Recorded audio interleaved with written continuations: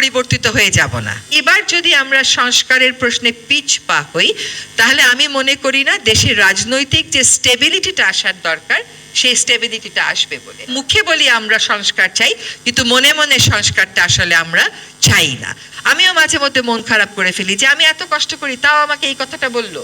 সকলের মতামত শুনে গিয়ে আমাদেরকে ঐক্যমতে পৌঁছাতে হবে। বিষয়টা আমি বললাম আর হয়ে যাবে সেরকম না। আমাদের সকলকে কতগুলো সংস্কারের প্রশ্নে জাতীয় ঐক্যমত গড়ে তুলতে হবে। সেই জাতীয় ঐক্যমত গড়ে তোলার ক্ষেত্রে যদি আমাদেরকে কিছুটা অবস্থানের ছাড়ও দিতে হয়, সেই ছাড় দেওয়ার প্রস্তুতিও আমাদেরকে রাখতে হবে। তরুণ নেতৃত্বের প্রতি আমি সবসময় আস্থাশীল, সবসময় আশাবাদী।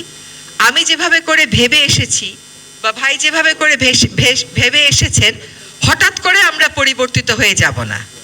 কিন্তু বড় ধরনের পরিবর্তন যদি আমরা দেখতে চাই, তাহলে সেটা তারুণ্যই আনতে পারবে। কারণ তারাই নতুন করে ভাবতে শিখেছে, তারাই একই জিনিসকে নতুন চশমা দিয়ে দেখতে শিখেছে। কিন্তু শুধুমাত্র নেতৃত্বে পরিবর্তন হয়ে গেলেই সবকিছু পরিবর্তন হয়ে যাবে, তাও কিন্তু আবার ঠিক না। কারণ পরিবর্তনটা একটা প্রক্রিয়া, কেবল আইন করে দিয়ে গেলে পরিবর্তন হয় না। এই প্রক্রিয়াটা যেন চালু থাকে, প্রক্রিয়াটা যেন প্রয়োগ করা হয়, সেই জন্য আমাদের সকলকে কিন্তু নিজেদেরকে প্রশিক্ষিত করে তুলতে হবে। আমিও মাঝে মধ্যে মন খারাপ করে ফেলি যে আমি এত কষ্ট করি, তাও আমাকে এই কথাটা বললো। কিন্তু আসলে বিষয়টা হচ্ছে, it is not only a piece of law, it's a process. এই প্রসেসে তারুণ্যের যেমন একটা ভূমিকা থাকে, একই সাথে অভিজ্ঞতারও কিন্তু একটা ভূমিকা থাকে। আর সংস্কারের জায়গায় যদি আমরা সংস্কারের বিষয়ে একমত হই, তাহলে কিন্তু একে অন্যকে প্রতিপক্ষ ভাবার কোনো কারণ নাই। প্রতিপক্ষ তখনই ভাবা হবে যখন আসলে আমরা মুখে বলি আমরা সংস্কার চাই, কিন্তু মনে মনে সংস্কারটা আসলে আমরা চাই না। তখনই দেখা যাবে যে বিভেদটা বড় হয়ে যাচ্ছে।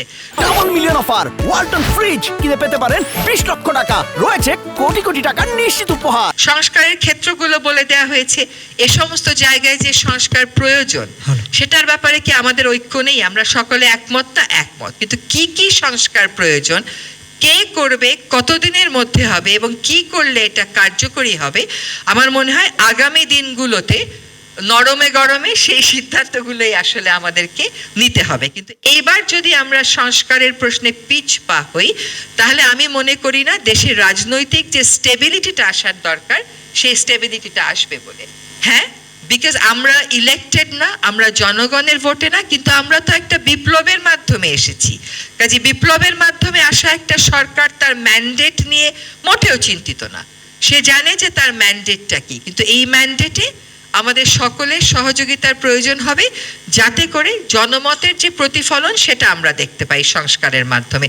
যদি জনমতের প্রতিফলন আমরা ঘটাতে না পারি সংস্কারের মাধ্যমে, তাহলে রাজনৈতিক স্থিতিশীলতা এইটাও কিন্তু আসলে অ্যাচিভ করা আমাদের জন্য কঠিন হবে। কারণ মানুষের প্রত্যাশার সাথে যদি আমাদের গ্যাপ থেকে যায়, তাহলে বারবারই আমরা এক ধরনের রাজনৈতিক অস্বস্তি এবং জটিলতার মধ্যে পড়ব। আমি আশাবাদী যে এই সরকার দায়িত্ব নিয়ে যে কাজগুলো করছে, সংস্কার কমিশনগুলোর রিপোর্ট পাওয়ার পরেই আমরা পাবলিক এঙ্গেজমেন্টে চলে যাব। আমাদের মাননীয় প্রধান উপদেষ্টা বলেছেন যে উনি ঐক্যমতের জন্য একটা কমিশন করবে।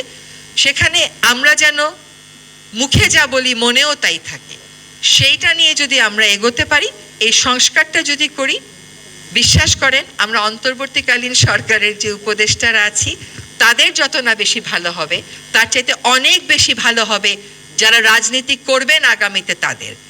বিদ্যমান রাজনৈতিক দলগুলোরও ভালো হবে এবং পরবর্তীতে তরুণ নেতৃত্ব যারা আসবার চেষ্টা করছেন রাজনীতি, তারাও আসতে অনুপ্রাণিত হবেন। একসময় অনেক তরুণ আসতে চাইতো না রাজনীতিতে, তারাও আসতে অনুপ্রাণিত হবেন। এটা এই জন্য আমি বলছি সহজ হবে, এই জন্য আমি বলছি ভালো হবে, যে তখন আমরা সকলেই জানবো যে জনগণের প্রত্যাশা কি এবং কোন প্রত্যাশার বিপরীতে আমাকে ডেলিভারি দিতে হবে।